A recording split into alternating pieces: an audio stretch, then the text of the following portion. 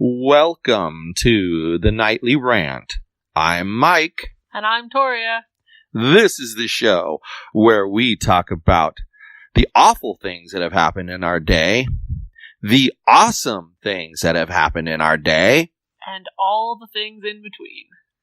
Thanks for listening, and we truly hope you enjoy.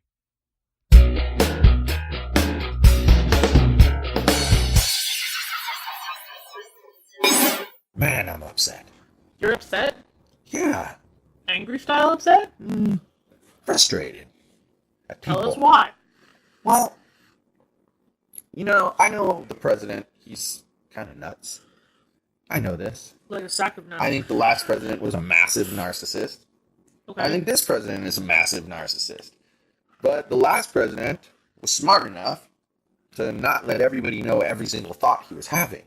Okay. This president is not smart enough not to let every single person know every single thought he's having.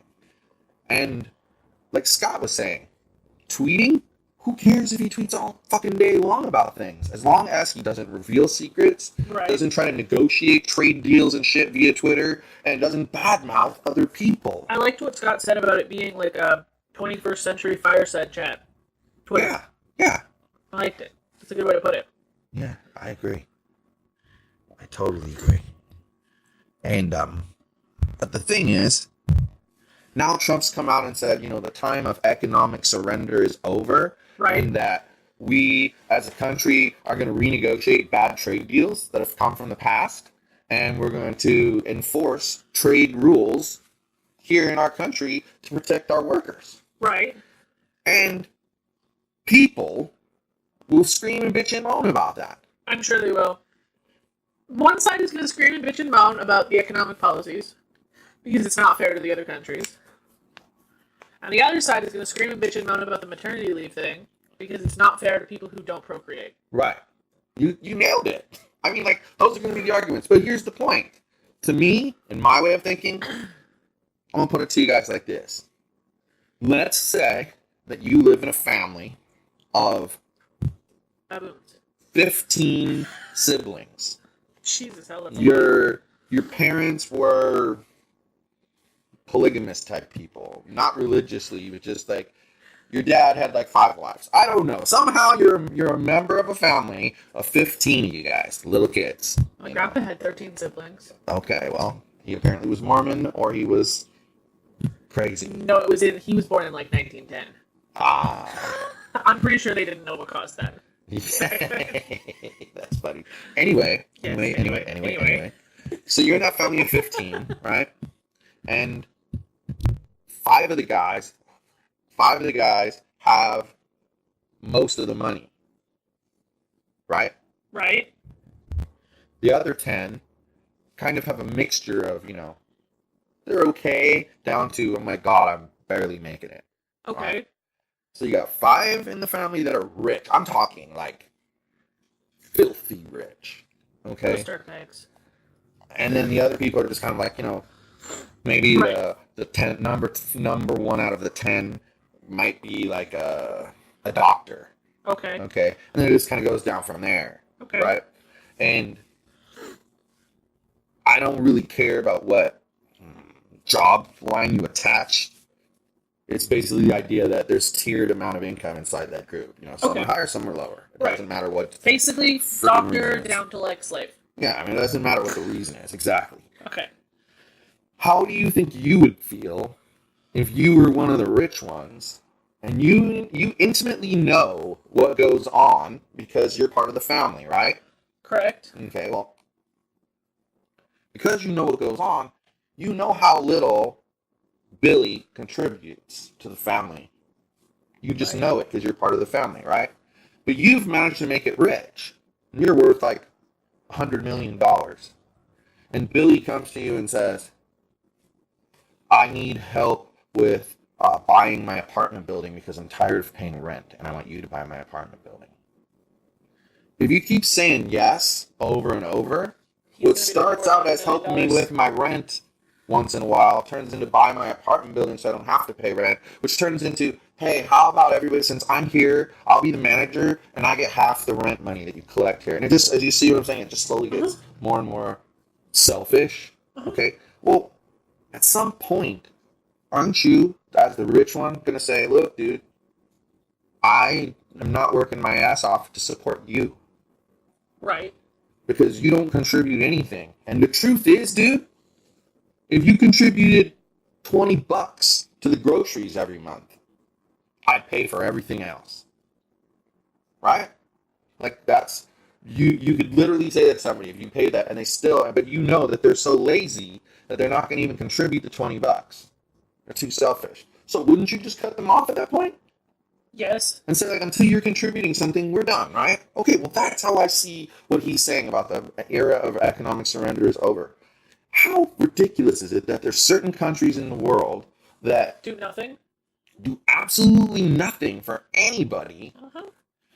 but they expect the United States and even Canada to some extent, England, Even to some they expect these larger countries to just, here, hand us some money. We need money for this. Oh, you know what? You better be careful. The Taliban are moving into Pakistan. Pakistan needs money to fight it. And we get to say what happens to the money, not you. You don't get to say what happens to the money. Because they know that, you know what? We may have the largest military, basically, in the world. Probably maybe second or third largest, but up there. But you can't cover everywhere. Right. You just can't. I mean, if you got China messing around, they got more troops than we do. So we can't exactly go put a platoon of, 50,000 or 100,000 troops over there to fight against their, million guys. It's crazy. It's just insane. But people are going to whine that, what about poor Nigeria? Well, tell them to get their freaking Nigerian scammer people busy and make money that way. Because they're certainly making a lot of money. I mean, stop begging for money for us. Dude, I'm tired of it. And you know what? A big part of how we can stop spending money, let's be real. Nobody's going to say, hey, there's humanitarian efforts going on, but I'm not, fuck you, I'm not giving you the money. But how about, maybe you guys, we're going to pull back the 50,000 troops over there, we're going to pull 25,000 back, you replace them with 25,000 of your own. We'll train your 25,000, then we'll train another 25,000, and then after a while, all of our 25,000 now will be down to 0,000, or maybe 25 left behind as advisors, and we will take over everything, right? Do you know that's a big part of what the Canadian military does as a peacekeeping nation? Yeah, but what we do is we go over there, blow the shit out of everything. Scrape the shit out of whomever it is that's invaded, because hell, we can send 400,000 people out there and fucking missiles that do shit. They can drive it like a damn video game. Boom! Goodbye, terrorist. I saw a video during the Iraq invasion, and the freaking terrorist was under a goddamn truck 3 miles from this helicopter, and they could see the bastard under the truck from 3 miles. They have a lens that can see 3 fucking miles in the dark.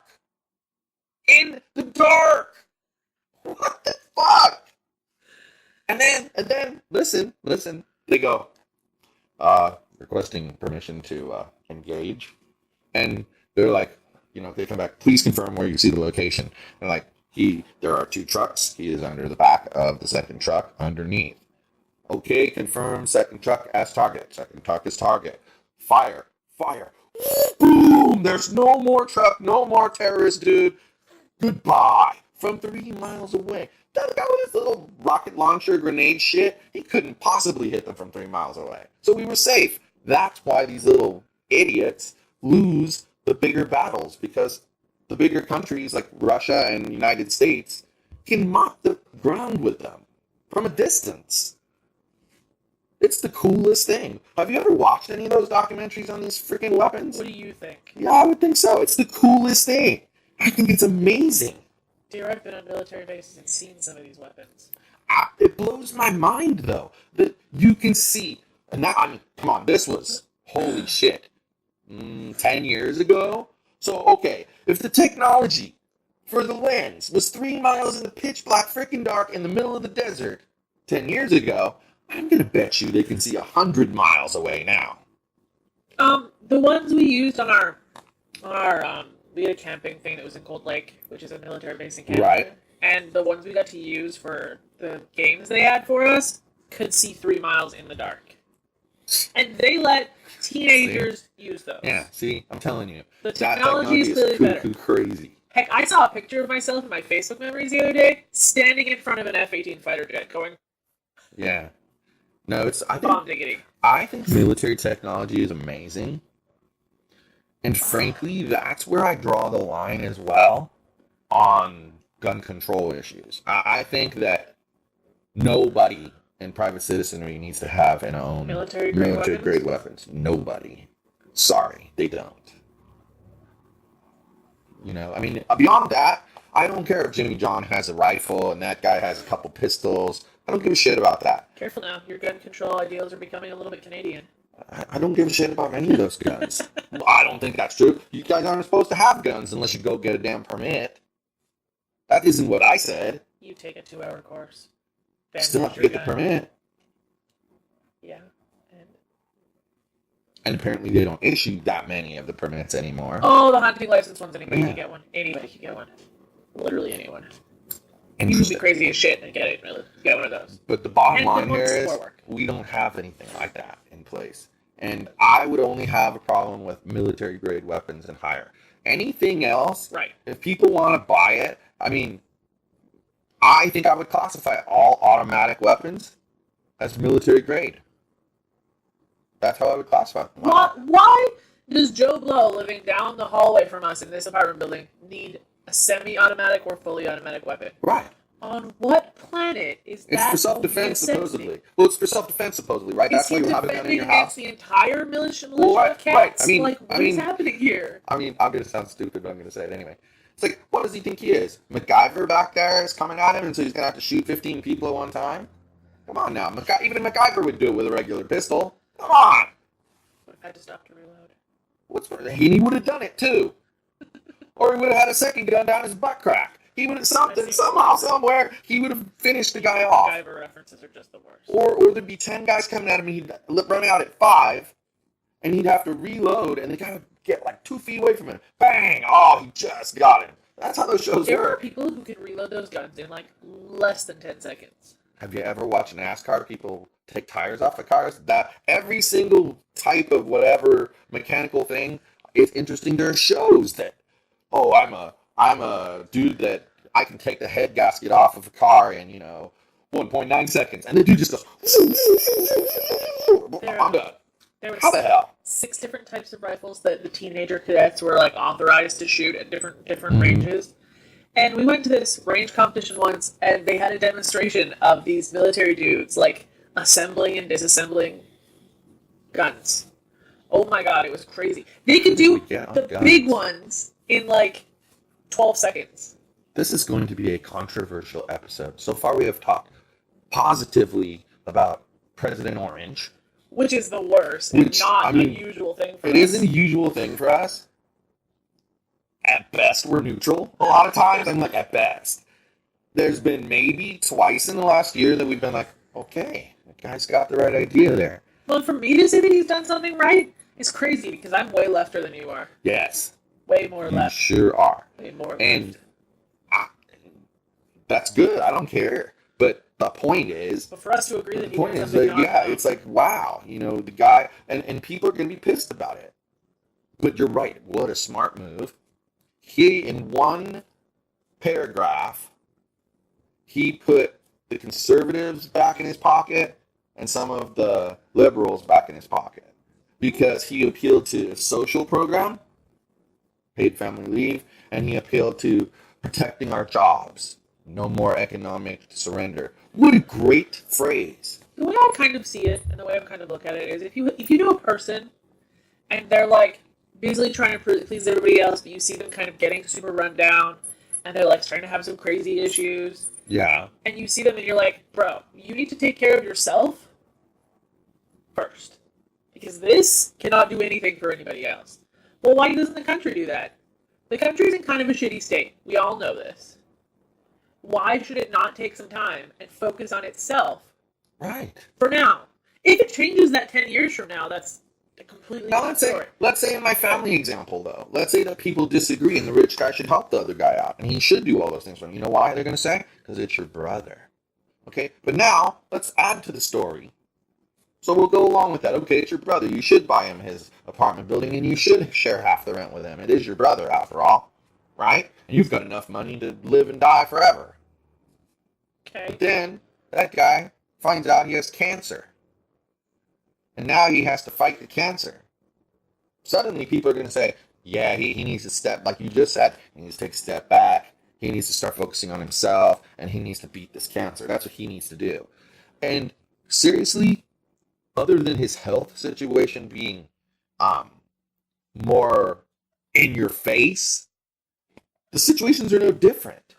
Because in the first situation where they're saying he's bad and he should do it for his brother, don't forget, he knows the willingness of that person to contribute to the family. In situation A, the non-rich brother needs to take some time and focus on himself and do things for himself, maybe pull himself out of the situation he's in. And in situation B, the rich brother needs to focus on himself and take care of himself. Right.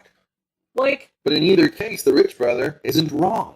Basically, I feel like what we're trying to say is people who are struggling need to do everything they can do to get out of their situation. For themselves and not worry so much about other people. And even, I'm sorry, it even comes down to other people's feelings about things. You know, if someone's going to get butthurt, let's say I have a friend that does, let's say like David, you know, he's going to be leaving his contract here like in May. Let's say he starts competing for some of the same bids that we put out. Right. Well, I'm not going to feel bad if we win and he doesn't. Well, you shouldn't, because that's the kind of situation where you need to look out for yourself. Right. That's what I'm talking about. There are times and places where you should take care of others, and there are times and places where you should take care of yourself. And I think that's the thing we're talking about with countries, is the whole country as a whole needs to stop being the police officer for the whole world. And if we stopped being the police officer for the whole world, you know how much money would come back to this country? A lot of money. And that, guess what? That doesn't actually defund any of the budget for the other companies. Because let's just say that the cost of having the military in, I don't know, Afghanistan is $50 billion a year. Who the hell knows if that's a realistic or high or low estimate? But let's say it's $50 billion a year, okay? But let's say the aid we're giving to the Afghanistan government is $50 billion, right? Right. If we were to just pull all of our troops out of Afghanistan and bring them back home, we wouldn't save all $50 billion because you're still going to have to feed them back here and house them and whatever. The active duty pay is a lot lower, or a lot higher. A lot higher, right. So you're going to save a lot, though. So let's say you save 80%. So now you're talking about $10 billion that you're paying versus $50 billion. Save $40 billion. But guess what? How much aid are you still giving to Afghanistan as a government? $50 billion, because that number never got touched. All you did was bring your own troops back, and that's where the savings is. Well, I feel like that would also open up a lot of resources if the military here needed to go, if there was a country that they decided they needed to help instead of... Yes. But again, and my example of this is, the leaders of the countries, they know that country over there, their leadership has zero interest in contributing to the world community. And all they ever want to do is put their hand out and ask for help. And, we're not going to worry about the blah, blah, blah people that have invaded over there and take it, because they only took over like 1 mile of our land. We're not going to worry about it. Then all of a sudden they took over 300 miles of their land, and they're like, United States, come help us, please. Why? What have you done for us? And here's the thing. I'm not saying that if we give $1 billion to a country, that they should give $1 billion back. No, you're saying... But if they contribute something... mutual respect there. Yes, and they need to contribute something. And even if it's not cash, maybe they can contribute research on weapons or something that they're working on. I mean, who knows? Countries could cooperate with one another. The world would be a different place. Because let's face it, that's what criminal organizations do. They cooperate with one another. As long as you don't touch my area and I don't touch yours, we can work together. So if you're a marijuana seller and I'm a gun seller, we can work together. You can get a deal over here on guns, and I'll let you mark it up and make a profit off of it. I'll sell to you at a little bit above my cost, and then you can sell it above your cost, and this guy's getting a good deal, and you're making money, and I'm making money. And vice versa. You'll let me sell marijuana a little bit above your cost just so I can make a little bit of money. But if either one of us tried to go if I tried to go into the marijuana trade fully, you'd shut me down. And that's the point. If countries got along in such a way that they worked together on issues, problems would be solved. It's not so much whining all the time. Always the whining. I feel like every country should be giving what they can give to the world community. So if your country is like super intelligent, because there are some countries that have like the top universities in the world. Yeah. So if intelligence is where you can contribute to the world stage, that's where you should be contributing. Exactly. And that country and that it I'm has specifically a value. referring to does do that. Well, and it has a value. You know what I'm saying? Like, it has a value to the world community. And that's what needs to happen. You know, like, when you're in a family, the common problem that you hear is, oh, so-and-so doesn't contribute. Well, the kids, the way they contribute is by trying to do their chores when you ask them to. Sometimes they're really good about it, and sometimes they're not. But that's not even the point. That's their contribution. You know, and following the rules. That's part of their contribution.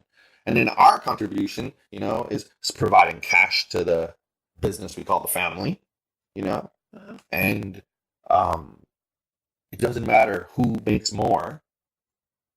We put it together. It's our money. And so that's why we support one another all the way. So if I needed help on something, you'd help me. And if you need help, I help you. And it isn't a game of, no, I'm busy and I want to make more than you. So I'm going to try to prove a point here. And that kind of goes back to the whole discussion we had last night and Sunday on the chatting show.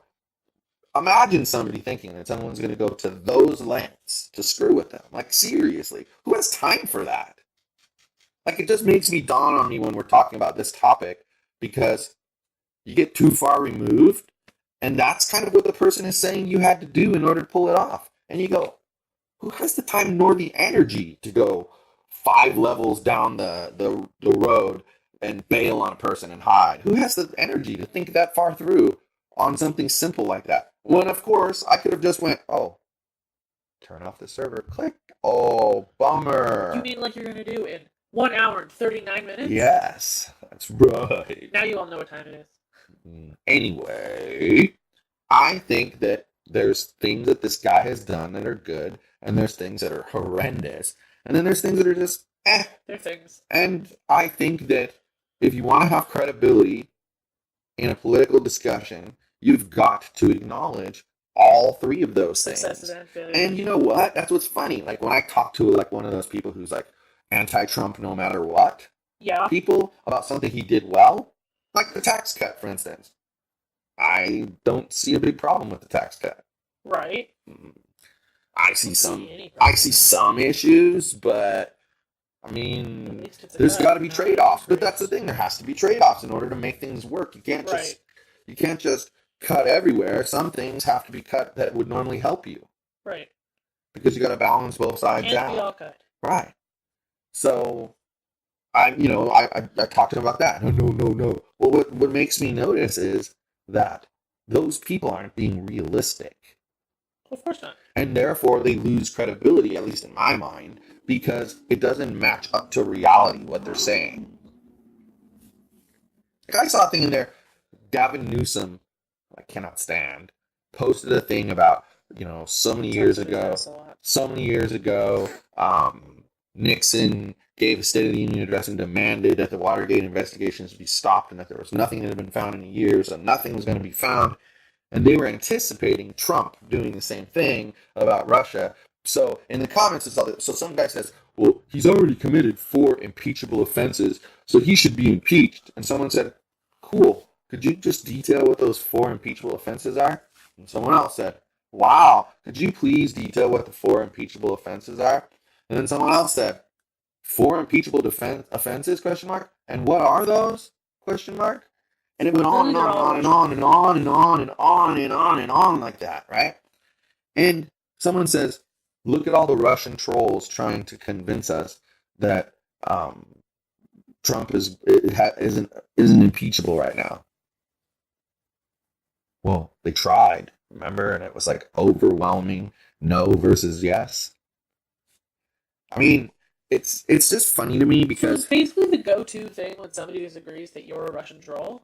that's the way it is now. Yeah, that's the way it is now. Sweet Jesus. And I mean, I'm just gonna tell everybody they're a Russian troll. but I get a kick out of the whole thing because they see me defending something, and suddenly I'm one of the trolls, or I'm a Trumpster or a Trumpanzee, and I laugh because like we just said, the majority of the time we don't agree with anything he says. Then occasionally we're neutral, and once in a blue moon we're like, wow, he did something good, you know? Right. So I just think people need to be more fair in their approach and think about where they're forcing your hand, because, like I said, people are going to bitch and moan about him not helping other countries. And if you think it through to the bitter end, you could still help the other countries and save us money. There are ways. Yep. Now, it always concerns me with this dude, though, is he's very impulsive, and he doesn't seem to have the patience to, like, put together a 3-year plan to withdraw from XYZ country. I really hope he doesn't just Well, that's the thing. That's a poor life. Yeah, I mean, that just makes more of a mess. He's the type, though, that would do that, and you and I both know that. When you do that, you leave the country unstable, and then somebody scary moves in, and then they bomb the shit out of your country because they hate your religious values. Yeah. It's how it's gone multiple times. Let's learn from the past. Well, that's what's interesting, and I guess I was never really a big fan of history. I felt like there was too many. It's kind of funny when you consider what I do for a living. I felt like there was too many facts that you had to remember. Yeah, I always thought history should have been all about the event and not really given so many shits about the dates. Yeah, and understanding why those things layer together. That's what my history classes were like. Is better than. Well, I'm going to tell you something. And when I was in school, it went kindergarten, 1st, 2nd, 3rd, 4th, 5th, 6th. That was one school called primary school. Okay. Then you would go to junior high, which was 7th, 8th, and 9th was junior high. And that's why they now call it middle school, because they only do 2 years, and it's in between elementary and high school. But then you'd go into high school in 10th grade, and you'd be there 10th, 11th, and 12th grade. So you're only in high school for 3 years. Like it is in Canada. Yeah, there was only 3. It was 7 years. It was 7 years, 3 years, 3 years. Huh? And that's what the schools in see, the cities that are big enough to have enough people, that's what the schools are like. But what was really stupid was because when it was earlier than that, before that, it had been the way it is now, where it's 2 and then 4. And what would happen is this teacher would teach history, then this high school teacher would reteach history because certain other schools didn't teach the history. It's like Mitchell reading the same book in the 7th grade that he's going to have to read again in the 10th grade. Right, and what would happen, and what exactly happened was, when you switched to 7th, 8th, 9th, and then 10th, 11th, 12th, your 8th grade U.S. history class went up to a certain point in history and stopped. And then your 9th grade history class, your 9th grade history class started at the exact same point and ended at the exact same point, because that used to be the refresher when you hit high school. And so they just never changed the curriculum, and you're like, so for me it killed my love of any kind of history, because I was like, wah, wah, wah, I've already heard this already. I don't need to hear this again. This is boring. The history curriculum that I took was significantly different. It was more like 70% what's going on in the world now, and then they have it structured from K to 12 for a different topic for each year. Well, see, 3 different topics for each year. But when you get older, you realize that that's exactly the right way to do it, because the importance of history is the lessons you learn, not the, and then on the 3rd day of the conflict, they met Wichiwa Wallywick, who had his henchmen with him, and they massacred the American general in front of his troops. Like when you talk, I mean, that's not the important part. The important part is the fact that they ambushed him and massacred him, not when. And not how many days in it was. Who gives a crap? Like when you talk about World War I, you know the approximate years when it started and ended. Why do you need to remember the exact date? Right. I understand that the whole November 11th thing, that makes you remember when it ended, all that good stuff. But You don't know. Do you remember the date when the dude was assassinated that caused the entire war? No. You just know that the dude was assassinated and caused the entire war. And you're okay with that. Exactly. Because I don't care what that's the but that's the inconsistency in a class, is that they're okay with stuff like that, but they're not okay with you not knowing the exact year that it ended and the exact year that it began. Right. Who cares? Like when I was working with Alyssa on the history dates, and she thought she was gonna have to know all the dates exactly. It turned out he did the smart thing. Give me an estimated date of when blah blah blah happened. So if it was 1613, if she put 1600 or 1620, that's good enough. It's close enough. That answer would work. I respect needing to know the approximate. Well, yeah, exactly, because you have to understand the order things occurred in. Right. But really, what he made more important was the understanding of the events and how they related to one another, and that's what history is really important for. If you ask me. So the moral of the story is that if he pulls the troops out of wherever they are that he We're pull them out screwed. of, like immediately, The he world is clearly failed history. Yeah. Yeah. Very good. That's a good point. He's failed a lot of subjects. Apparently, English, math, English, math. reading comprehension. What's the word for not being a liar? Truthfulness. I don't think that's a class, but it seems like a value you would learn in school. I don't know. I had a leadership class in junior high. Did I ever have any leadership classes? No, we didn't. But we did have a government law class that was very, very interesting. It taught us everything there was to know about how laws are made and why. I also had a class called COM. I'm pretty sure he would have failed that one. COM? Yeah. It's an acronym for what the class really was. But it was Create called COM. Our Monkey? What the hell does it stand for? Not COM. CALM. Oh, then I really don't know. Career and Life Management. Oh, I like that. That's a cool acronym. Uh-huh. He failed that one too. Especially because of COM. Oh, yeah. Okay. Well, so many people say, oh, he should stop tweeting. I don't see the tweeting as the issue. That's just the venue where he's made a big mistake. The big mistake is saying shit that he shouldn't say. Right. I mean, if he tweeted out, had a great time delivering the State of the Union address, and I hope you're all with me on my issues that I've made a priority. Thanks for listening. Have a nice life. That would be president. Instead of, I saw Senator blah blah blah laughing in the front row as we. Hey, this is Mike, and I just wanted to tell you that if you enjoyed the show, and I truly hope you did, you can subscribe on iTunes or Google Play and not miss a single episode. But if you happened to miss an episode and you didn't find it on Google Play or iTunes for some reason, you could go to our website, which is theNightlyRant.wordpress.com. Like, serial killer horror movie music. People are screaming and yelling in the background. Yep. Done. He comes with his own sound effects guy. Remember, he's a reality show guy, so this whole thing is a reality. You watch. There's going to be a reality show when Trump leaves office. Notice I didn't say when that would be. Right. But when he leaves office, there will be a reality show called POTUS. I bet you. Oh, God. You watch. Starring the Orange POTUS. They should get a dude who plays Trump on SNL. It has to be the POTUS. That would be so funny. Who is that? Is it Alec Baldwin? Yes. Yeah, he's a funny dude. That would be hilarious. I need to watch more SNL. I need the laughs in my life. Well, I figured out, hey, I didn't tell you this. I figured out what I need to do with the recordings, okay? I need to go back through the schedules, and I need to take off that extra minute that I add at the end, because it's creating conflicts the more shows we put in. Stop adding the minute. So if I don't add the minute, then it'll stop at 9:59, and the next one will start at 10. If I were you, I would go in and do it on your phone. It's faster that way? Because then you don't have to wait for the stupid box to load it. It does after you ever make changes to the show. So it's way faster on the phone. Okay. But that's what I believe is the answer. Okay. Because I was looking at why there were conflicts, and it was because a show was starting at 11 o'clock. A show was starting at 11 o'clock, and 4 other shows were ending. And I was like, well, there's no reason. This is the only show at 11 o'clock that's recording. We have these 4 were recording at 10 o'clock. They don't end until 11:01, and this one starts at 11. There isn't a 5th slot. Do you know what the other culprit for it is? Those stupid little sneak peek things that it records. Yes, because they put those wherever they feel like. Right. But how do they get rid of them? You can't.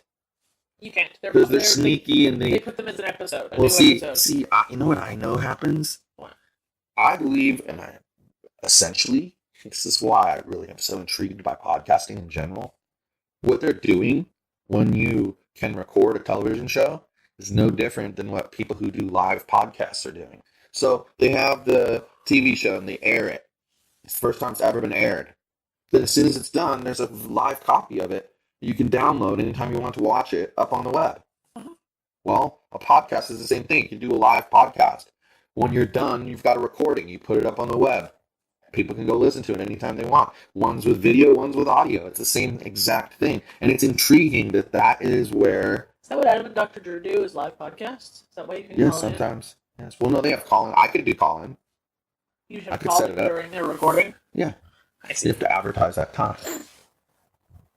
Then you have to stick to that time, which we would be terrible at. Nuh-uh. If we were advertising that call-ins were okay, we'd be better.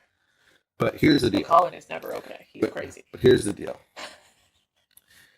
I think it's interesting how media consumption has changed. Like, even the two kids, they don't really give a crap too much about television.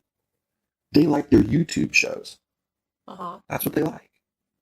Uh-huh. And that's why they say, like, they're going to be building TVs where the Chromecast is built into the TV. Well, of course. Just like the Roku is built into the TV now.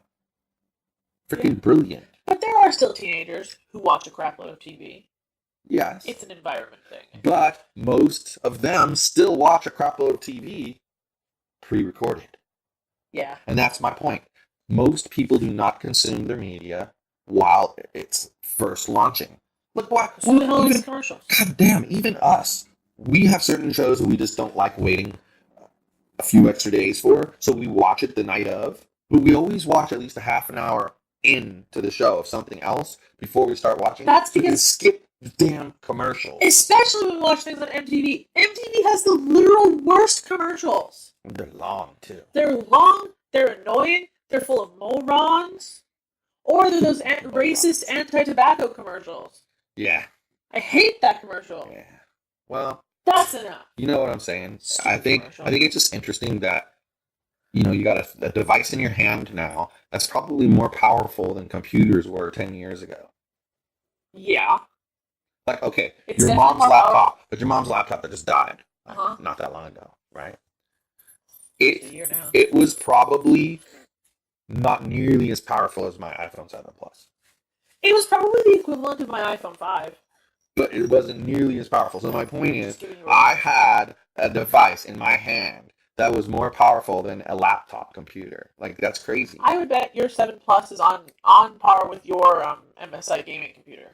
Well, and right now, what I find amazing, because I have to push a lot of files from my phone, I find it amazing that they finally did a good job of integrating Dropbox and I Drive know. into they finally there. work. Dropbox does a better job, though, because with Dropbox, you can change the file name when you're saving it. With Drive, you can't. The file name is what the file name You can go is. into Drive and change it. Yep. So, anyway, I thought that was interesting. But just an observation I had that we now consume TV shows more. I mean, most I people, think we talked about that before. a lot of people flat out don't even have cable anymore. They just have, Netflix and Hulu and Amazon I don't Prime. particularly like YouTube. She just shocked herself on Yeah. my hand, and now she's all What don't you like? I don't like YouTube for the same reason I don't like podcasts. I don't particularly like unedited video, and I don't like talk radio. The And I stuff, take- the stuff that the kids told me 1 second, they were edited like professional. It's still just somebody sitting there talking at the screen 99% of the time, and I don't like that. You know what? I think you are the same mindset I was of until I asked them to show me some shows that they watch. I've watched, And they're watching shows that are produced, that have segments, that were written ahead of time, and then are edited professionally. And what you're watching wasn't recorded that day. It was recorded 4 days ago because it took that long to edit it and mix it and put it together. I still don't like it. So my point is, it's no longer just raw video. People are cleaning it up. It's really crazy. It's what it's become. But I don't know. Now you can even have YouTube TV for $35 a month. Yeah. That's worthwhile, especially since it includes YouTube Red and the music subscription with it as well. I mean, that's huge savings. Yep. So, anyway, well, I think Mr. Yogi needs to go for his walk, so we probably should roll in the sidewalk here on this show and call her an evening. What do you say, pretty girl? You think She says, so? "Good night, everyone." Hasta la bye-bye.